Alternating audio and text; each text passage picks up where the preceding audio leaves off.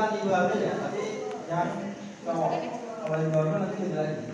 Kita mengajarkannya infrastruktur ke yang dewasa saja. Nah, umpamanya ada orang dewasa, ada orang sedang atau coki, biasanya seperti apa?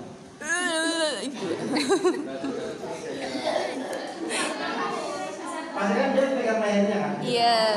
Pegang lehernya. Nah, kalau sudah ada seperti itu, biasanya kalau dia itu sumber total, ngomong aja susah. Iya. Karena apa? Udah pernah? Iya. Ngelawatin sih. Ngomong aja susah, apalagi maksudnya bernapas aja susah apalagi. Iya. Ya. Karena saluran pernapasan biarpun itu Permen termasuk nggak sih? hidung atau lewat mulut, nggak ada Iya, yang bisa masuk. Jadi biasanya orang seperti itu panik. Iya. Kalau sudah panik dia akan pegang lehernya berusaha untuk mengeluarkan sumbangan. Kalau kita melihat orang seperti itu, apa yang kita lakukan? Iya. Mana? Video. Ya. Ya di kamarnya seperti apa? Maksudnya pertama kali apa yang dilakukan? Ditanyain nggak sih? Ditanyain. Kalau kita langsung pukul bagian hukumnya ternyata dia nggak sudah, kadang nanti Coba nek tak tekan iki kesana kali. Ya sih sendiri. ya dilakukan di mana? Biasanya kayak atau Wes. Urung. Ya gimana kamu sebagai perawat untuk memastikan itu gimana? Iya, Mak. Ya maksudnya memverifikasi kalau dia itu benar-benar susah. Kenapa sih gimana? Menanyakan ke pasiennya ya. Oh kan. Tetap aja kita Kan bener. menanyakan itu bukan seperti ya. Keselak, Mak. Saya di sini pernah bulan gitu ya. Selamat dari kita datang, kalau ada tanda-tanda seperti itu langsung kita tanyakan.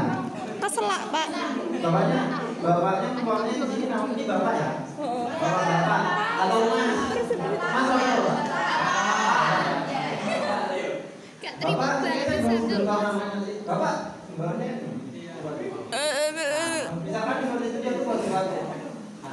Kita langsung bilang bapak sudah. Kamu ya gak bisa ngomong namanya cuma ngomong aja. Iya, saya Apa untuk mengeluarkan sumbangannya? Kita minta bapaknya untuk berdiri. Sebelumnya kita minta bantuan dulu.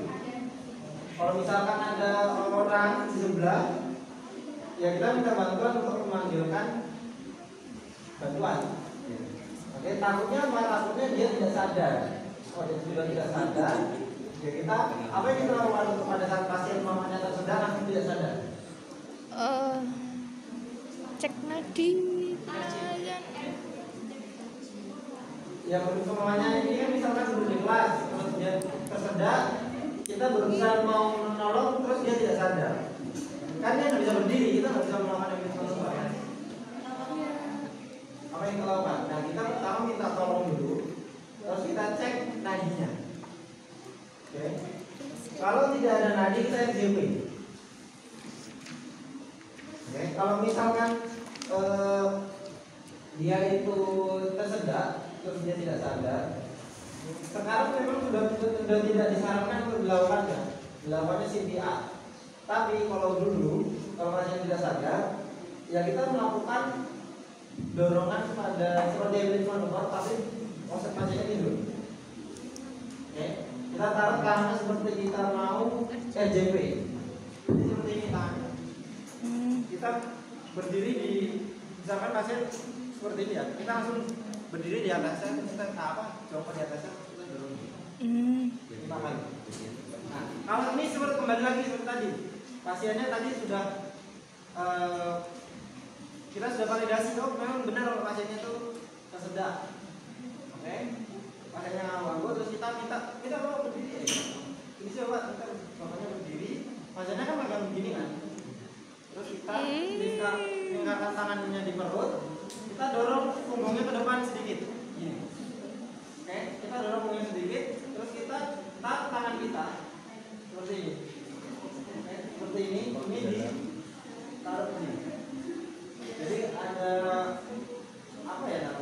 Jempol, tulang jempol. Iya, jempol ini taruhkan di sini. Di atas pusat, di bawah Ulu hati.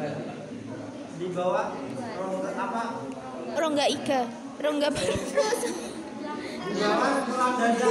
Jangan sampai di tulangnya. Jadi di bawah sini kan ada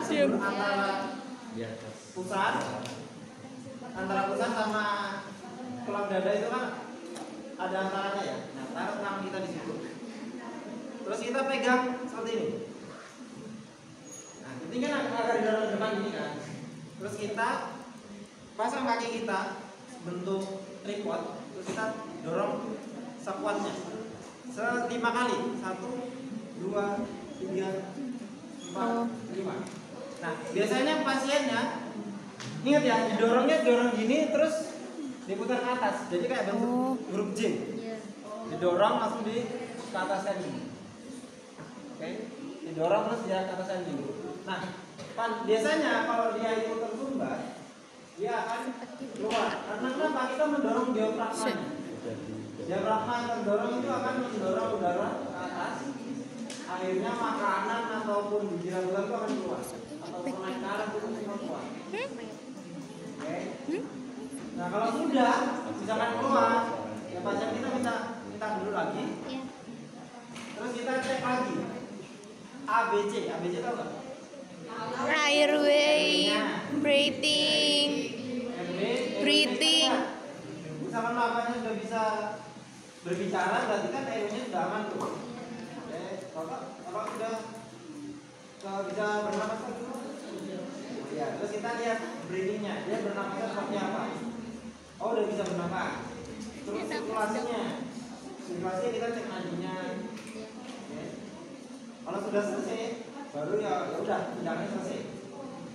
Kalau misalkan posisi seperti tadi kita lakukan chest press sampai 5 kali, pasiennya masih tetap belum keluar sumbatannya, terus apa yang kita lakukan? Kita tadi sudah sampai 5 kali ya, terus kita cek masih tersumbat. Ya, kita terus lakukan sampai gimana? Sampai pasiennya sumbatannya keluar atau pasien tidak sadar, gitu ya. Oke. Karena tapi yang paling sering terjadi adalah kalau misalkan yang paling sering nggak ketahuan itu anak kecil. Karena anak kecil itu nggak bisa ngomong dan dia tanda-tandanya nggak kelihatan. Tiba-tiba udah ngeliat. Kalau orang dewasa kan pasti dia sudah berusaha mencari perhatian temannya atau orang sekitar untuk minta pertolongan. Gitu ya. Nah, semestinya ditanyakan juga. Kalau chest thrust seperti apa? Kalau chest thrust pastinya ada yang leher ini. Kalau chest thrust yang kita taruh di dadanya ini.